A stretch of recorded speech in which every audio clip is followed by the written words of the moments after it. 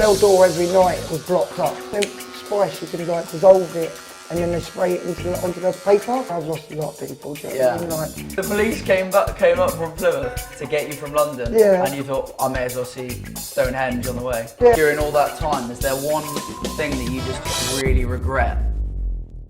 Well, Jono, welcome to a haircut wig. Okay then. So where did it all start for you, Mick? 'Cause obviously when we were chatting before and everything like that, you spoke to me about obviously some of the troubles that you've been through, you know, with substances and things like that. So how did that all start for you? I generally don't know, but I remember just enjoying getting like a little bit drunk and as a teenager, just standard things like the girls used to come around and where like my mum went off one way after the divorce and my dad went off the other way, I was there with a granddad that kind of weren't there much. Yeah. So I generally just had girls round, had mates round, people stayed a lot. And I was getting drunk and smoking weed and it became a regular thing, like. Yeah. It weren't, and then I remember moving to Plymouth and that's when it kind of like spiralled into other things. Yeah. Because I was a little shit, I'd go out like nicking stereos or anything to like pay for what I needed like an idiot, do you know what I mean? Like selfish, it's selfish. And when it become to like using drugs and that's when it become different. Because you needed to get up, you needed to go out shoplifting and you just wanted that 20, 10, 20, 30 quid just to get that. Just to get what you needed, yeah. Yeah. So that's why you were stealing and things like that. Yeah, just at first it was being a teenage twat. Yeah. You know what I mean? And then you're using drugs come in and it turned it into a desperation almost. Okay. So then it was more of it like you felt like you needed to get it. Yeah, you have to get it or you'll get ill. You're going to be so poorly you won't be able to move. Do you know What's that like then? Because that's called withdrawals, isn't it? Yeah, it's horrible. It's worse than a bad flu, worse than... Think of the worst flu you had and had someone top, do you know what I mean? Yeah. And depending on what drug it is as well, like benzos, they give you seizures. That's the scariest thing I've been through. Really? Just stop them. I've face planted in front of my stepdaughter as well. She said I was getting electrocuted, bless her. No way. Yeah, I was holding on to the trolley at first and then I went completely down. But... And that was, what was that you were coming off then? Benzos. Valium. Benzos? Yeah, Valium. Valium, yeah, right, okay. Yeah. So is that like an opiate again? No, it's, they used to call it wife's little helper. Wife's little helper? Or mummy's little helper or something like that, yeah. No way. It's... I've never heard of that. Yeah, it's Valium, but I bet benzo got stronger versions of it, but they're quite strong, like, take them daily. And you got seizures, the seizures hurt. Yeah, You just have fits.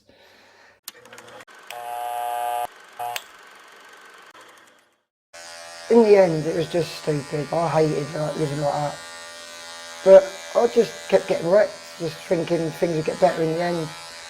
I had my little ways of getting money and end up good at it, do you know what I mean? Like, I got family members become quite distant to me. Always there for me, always loved me and helped me out in the end. But then even when I went jail, I still found a way to make money and do things. Yeah.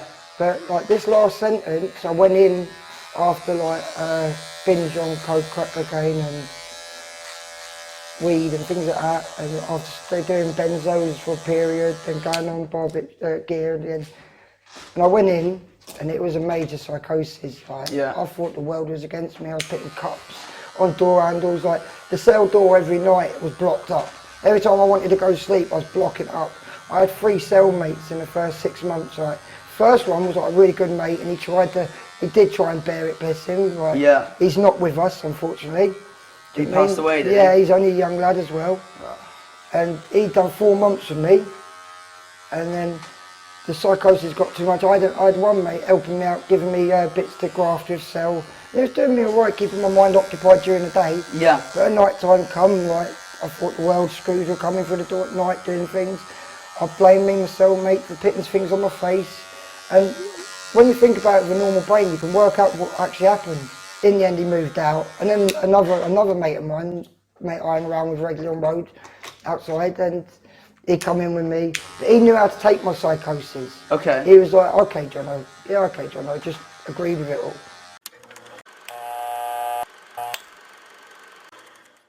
how do you go about getting this stuff in prison then? Is that... It depends on the person, technique. Be honest, screw.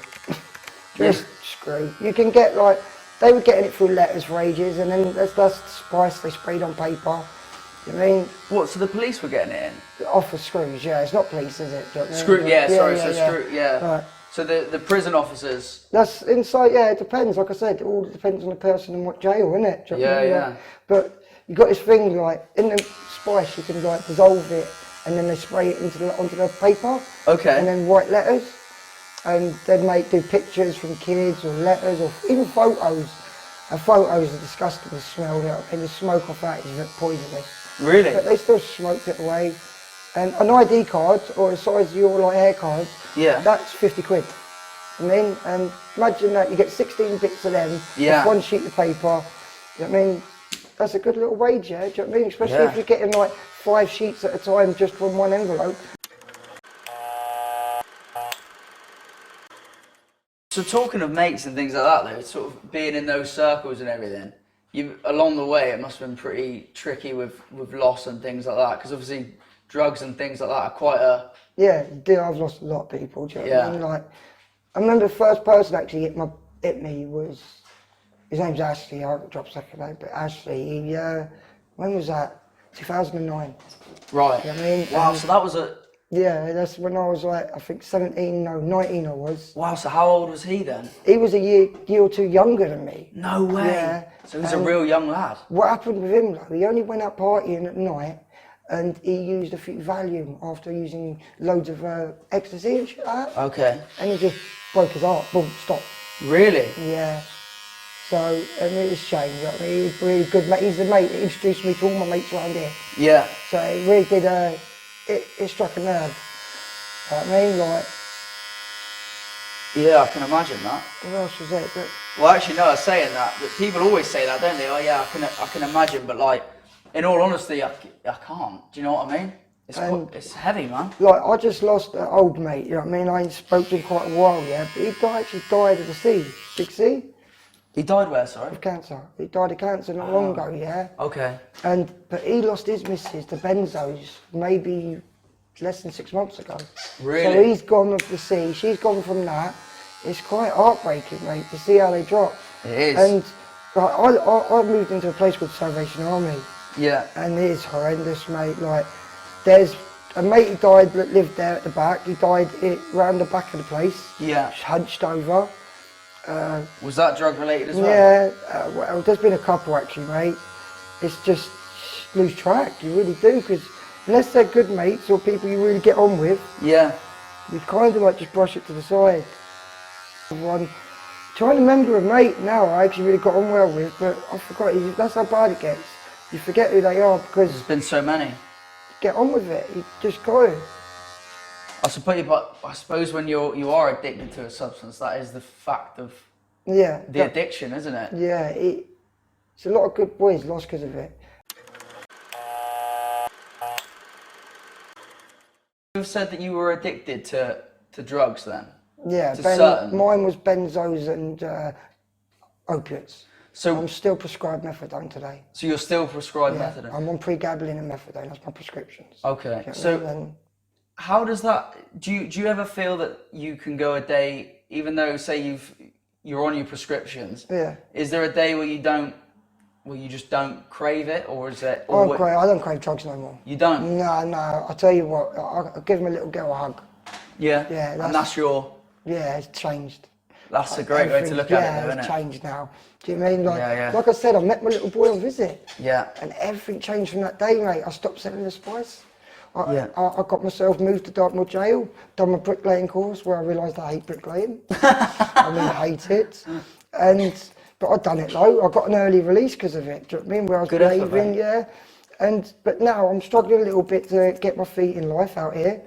Do you know what I mean? But it is not easy, especially when you've got like a bit of a past.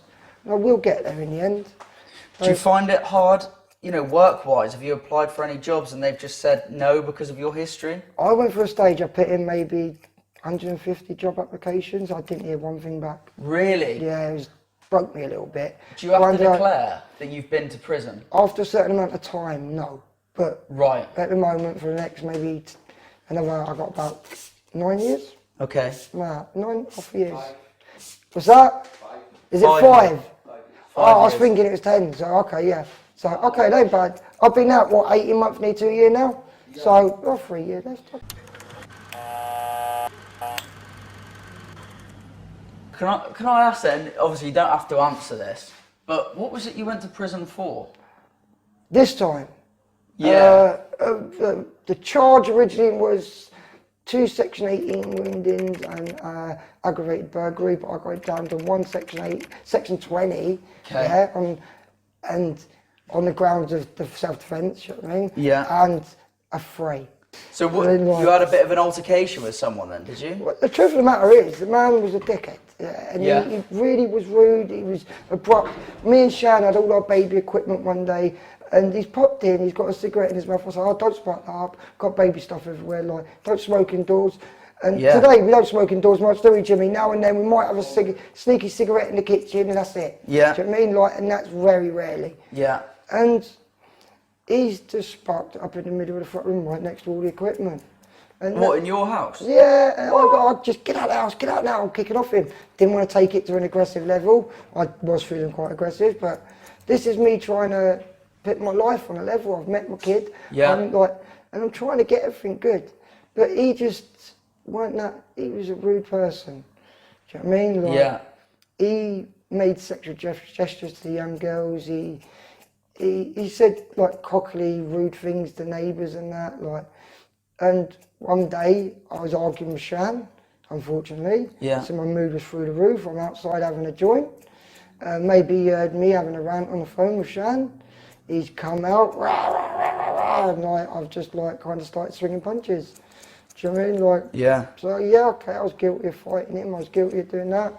But that sentence, like, really weren't just. Yeah. It was more an idiot situation. It really was. But yeah, I decided to run to London. I got in like done for trouble down there on stupid charges like street robberies and that. And I was just being an idiot. You know what I mean? You think you're lost already. You think you're getting big sentences, so you act like an idiot. Yeah. And then when I got nicked in Australia, they dragged me all the way back to Plymouth. Well, they got you in London and they brought you back to But Plymouth. that was something I'd done in London. They nicked me in there. Right. But then they realised I had offence. I was sat in the cells 2 days before they actually come to me. Okay, Really? Mr. Webb. I was given my mate's name for 2 days. Really? But because I knew I had the offence in Plymouth. Yeah. But they come to the cell and said, yeah, don't worry, Plymouth police will come and get you soon. No way. It took me all the way. I suggested we go the M4 route. Yeah. M5. I've never gone past Stonehenge before on the A303. Okay. Took me the right route. So you wanted to go past Stonehenge? Yeah, so I suggested we go down the M4 and M5. So It when took me the A303. The police came up from Plymouth to get you from London. Yeah. And you thought, I may as well see Stonehenge on the way. Yeah, I didn't know if it'd work. You know what I mean? I just said, let's go to the M4, M5. It's quicker, isn't it? Do you know what I Did it mean? work? Yeah, it worked. They took me that way. No way. Yeah, they were really quite pissed off with me about it though.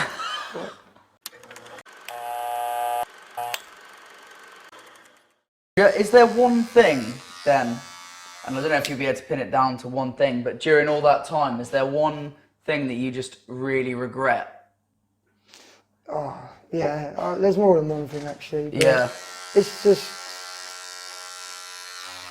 do you know what? I tell you, everything bad. I regret my way I treated my mum. Okay. And yeah, fuck everything. The way I treated my mum. Yeah. Drug addiction and all that. Do you know what I mean? You end up like being horrible to the people you love. Yeah. Fuck that. Yeah, see that seems to be a common thing that comes up when people talk about addiction, is because that's the thing that comes first, isn't it? Yeah. Everyone else around that is just a hindrance to you getting what you want. Yeah, it's true. That's the problem. Like, you don't see that. You just see. No.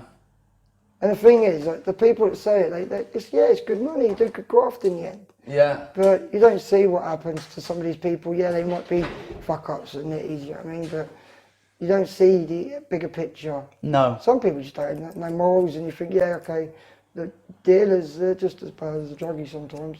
See, Russell Brand puts it really well, because he says Yeah. addiction is it's a disease, isn't it? It's an Yeah. illness. Yeah. And it's an illness that you're trying to beat, but I'm always going to suffer with it. That's what I said to you earlier, wasn't it? I said that exact thing. I'm always going to suffer with it. you're always going to be. Yeah.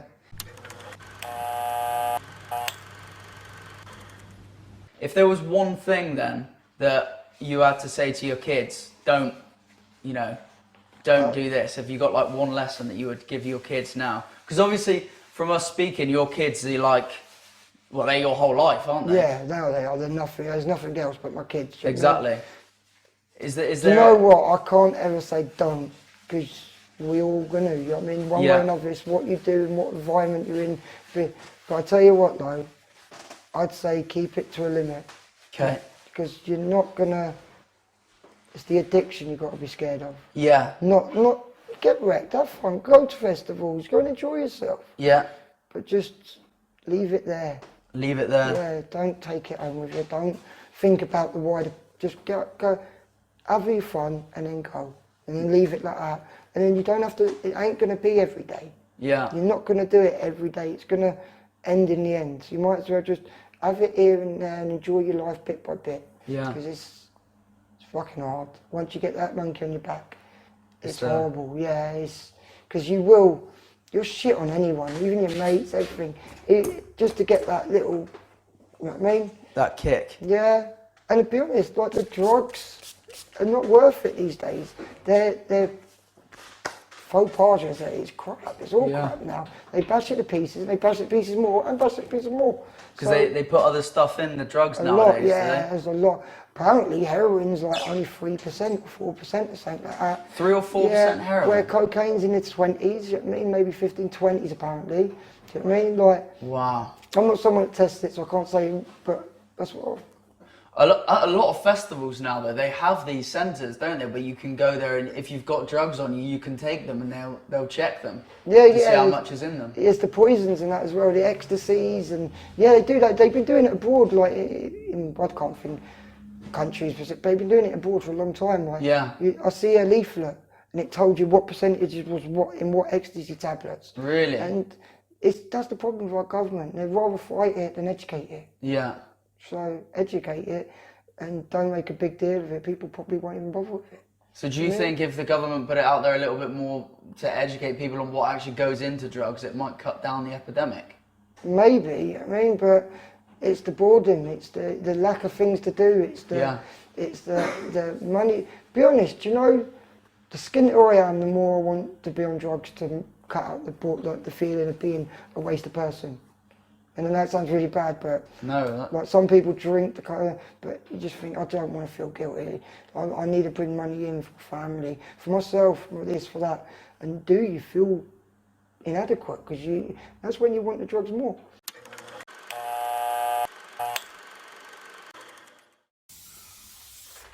How's that looking to you, mate? Yeah, I like it, mate. Like it, man? Yeah, he's got the quiff there. Yeah, mate, we got the quiffer there, we had to. Jono, right. Thank you for being on A Haircut with, mate. Appreciate you coming on. Yeah, that's welcome, mate.